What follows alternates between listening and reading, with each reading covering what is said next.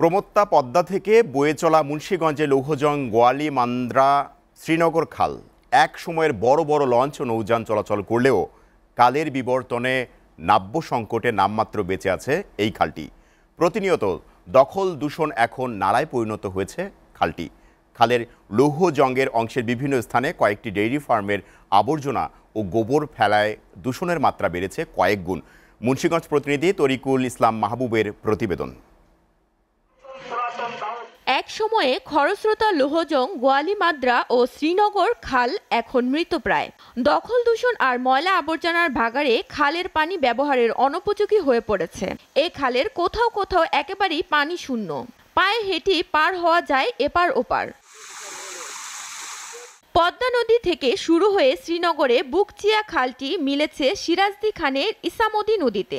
এর কোল ঘেঁষে রয়েছে দেশের কৃষি ও মৎস্য ভাণ্ডার বলে পরিচিত আড়িয়ল বিল, যার ফলে আড়িয়ল বিল সহ আশপাশের কৃষি জমিতে পড়েছে। এর বিরূপ প্রভাবে ক্ষতিগ্রস্ত হচ্ছেন অঞ্চলের কৃষকরা। পানি দিয়া ভাত পাকাইছে, কাপড় চোপড় দিছে, গোসল করছি, আর ওটা হয় না, এখন গোবর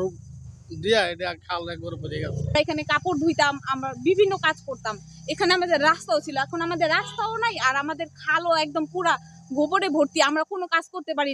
সরকার যদি কোনো নিত আর কি, উদ্যোগ নিত, আমার পক্ষে একটু সুবিধা হইতো। গোবরের মধ্যে গন্ধে মানুষ থাকতে পারে না, কি অবস্থা। সরকারের উদ্যোগ নিয়ে ইমার্জেন্সি আমাদের খালটা খনন করে দেব। খালটির দখল ও দূষণ রোধে ব্যবস্থা গ্রহণের আশ্বাস দিয়েছে উপজেলা প্রশাসন। খালটি খনন করে পূর্বের অবস্থায় নেওয়া যায় কিনা সেই অনুযায়ী আমরা চেষ্টা করব যে সেটাকে খনন করে মানুষের যে পূর্বের যে অবস্থা আছে, যে পূর্বে মানুষ এটাকে ব্যবহার করে তাদের বিভিন্ন দৈনন্দিন কার্যক্রম করতে পারতেন, তো খালের পূর্বের অবস্থায় ফেরত দেওয়ার জন্য আমরা চেষ্টা করব। স্থানীয়দের দাবি, দখল দূষণ রোধ করে খালটি পুনরায় খনন করে নাব্যতা ফিরিয়ে আনতে হবে। এসিটিভি নিউজ ডেস্ক।